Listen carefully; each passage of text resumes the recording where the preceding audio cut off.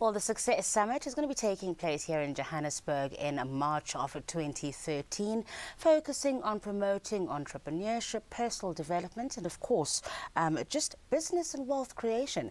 Greg Secker is the founder of the Success Summit, and he joins us today. Greg, thank you so much for your time today. That's my pleasure. Well, I've given a bit of a summary of what the summit is about, but essentially, what is it? It's really about bringing some of the best brains, some of the most successful entrepreneurs from the planet to South Africa. And of course, there's some homegrown talent here that are inspiring, but there's also talent from around the world. I've been fortunate enough to speak at some other summits in places like Sydney, Australia, London, LA. And it was, I was on a connection trip with Richard Branson when he launched his book, Screw Business as Usual, November 2011, and he was opening the Branson Centre for Entrepreneurship here in Johannesburg. And I said, we should be doing, because I've done a couple of summits with him before, I've spoken at least on the same stage as him, and I said, we should be doing this in South Africa, you know, in Johannesburg. So he agreed to headline the event and be the main keynote speaker. What sets it apart? I mean, there's a lot of this personal development type stuff, this life coaching type stuff taking place and mentorship around the world, even here in South Africa. What sets it apart from some of those other events? The real key differentiator is two things. One is business around the world now is focusing on centering philanthropy at the core of their businesses. So Richard's book, which I think is probably one of his best books, is all about how do you align your enterprise with your charity of choice. A classic example is in the old days, you know, businesses would cut off a piece of the profit, throw it at their executive management team, throw a couple of % of their profit at their favourite charity. Well, that's all well and good in a rising market when you know, the economy's expanding, but what happens in a recession?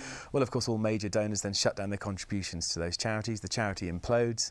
You speak to the charity commission, and the first thing they say is, of course, well, it's worse the charity was set up and implode than never start at all in most cases.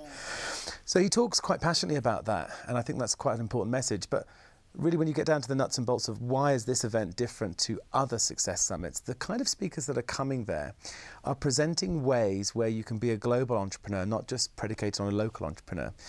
And so what I've discovered in South Africa, we set a business up here, we set up a trading and a training school here 2 years ago, which really focused on teaching people how to monetize the currency market. So training centers with traders in them, and then trading floors where people could come along and learn how to trade. And what we discovered when we were building that business here in South Africa, that the people we were employing to help run our business, there was this huge skills gap. From some people who really got it and had exposure to some of the, you know, some of the major first world economies and had those skills and those tools, and then other people here who are highly educated but just never really had the practical application. So the concept of the summit is to take people who have become real leaders in the area of health, wealth, leadership, you know, entrepreneurialism, and have them disseminate over a space of about 90 minutes how they've done it, but specifically tools that people can take away and use. So the real what to do and when to do it type tools. Okay. So there'll be talks, but there's almost a practical something to take away with you type element to it. That's right. What I've noticed in many summits in the past is it's kind of been a mishmash lineup of different speakers, and there's been no real continuity. With this, there's a theme throughout the entire summit, which is called the wheel. And you'll see that on the books, the notebooks that the delegates will receive, there's a wheel which shows each area of your business life, your entrepreneurial life, your leadership, your wealth building, how to attract customers, how to build wealth, how to make money, make more money. And so it's more of an integrated event with each contributing speaker kind of filling out one of the segments, if that makes sense. So tell us about your wheel. I mean, you started out, in fact, you were at a very senior position in the corporate finance world, and you walked away from it. Yeah, I did, to start off on your own. What on earth possessed you? Do you know what? I'm a believer in, you know, I think we go through cycles in life, and I think you've got to focus your energy on where your passion is. I started as an IT, I did animal physiology and veterinary as a kid at school, at university. Then decided I didn't want to be a vet because everyone was earning lots of money in IT, so I became an IT guy by pure serendipity on a trading floor, and I was surrounded by 38 very successful currency traders who taught me over the course of about 6 to 8 months how to trade the currency markets. And there's certain things that currency traders do on major proprietary trading floors around the world at certain times, and they taught me how to do it. And I kind of went off on that, and then I remember having this sort of I guess it was one of those sort of enigmatic moments, sat in a hot tub with my dad in his back garden and said, Dad, I'm leaving the trading world. I'm going to set up a business teaching people how to do this because I really enjoyed, you know, passing the skill on. What did he say? He said, you're damn well not. I said, you'll stay in the investment bank. You're one of the most successful of all your cousins. You'll stay and do what you're doing. But I said, well, no. I said, Dad, I believe, you know, the way you do anything in life is the way you do everything. I said, so I don't intend on setting up a business that's just going to sort of ebb along. I either want to be the market leader in it or I don't want to do it. So I did. I quit what was an extremely well-paid job, which most people in the city wouldn't walk away from, that and the great bonus, and set up a business doing what I was passionate about, set up a hedge fund, and then I had a hedge fund running and a training business, and it just rocketed along. And what I did differently at the time, the theme of that you'll see in the summit, which is a theme that kind of runs throughout my life, which is about practical application.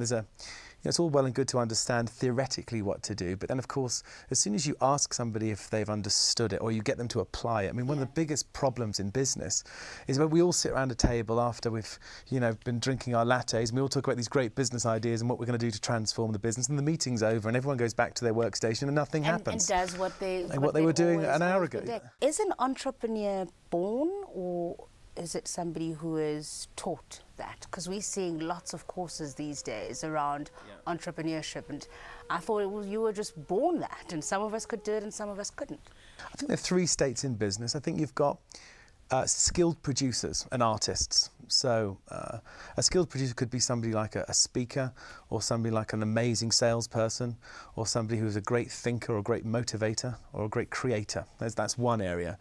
I think the other is a very skilled manager, and somebody who's used to managing people and getting people to hit their KPIs and be successful. And then you've got the entrepreneur, which is sort of the last category.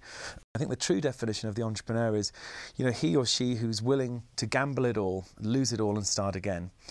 And most people, if you think of the top three human needs, it's certainty, variety and significance. Most people have a high need for certainty and aren't willing to gamble it all. Whereas the true entrepreneur will throw all the cards in and will lose 2 or 3 times in their business lifetime and bounce straight back. That's the true definition, I believe. Whereas most of us kind of like to, as we build more wealth and we become more successful, so our ability to take more risk diminishes, and probably should do if we have dependents and so on. But the true entrepreneur, I think, is he who will get in there and throw the dice many times. We'll leave it there. Thanks for your time today. You're very welcome. Greg Secker is a founder of the Success Summit. So does that sound like you? Would you be willing to throw the dice? And even if you're not willing to, I think at the Success Summit you might get the courage. That's taking place in Johannesburg on the 2nd and 3rd of March 2013.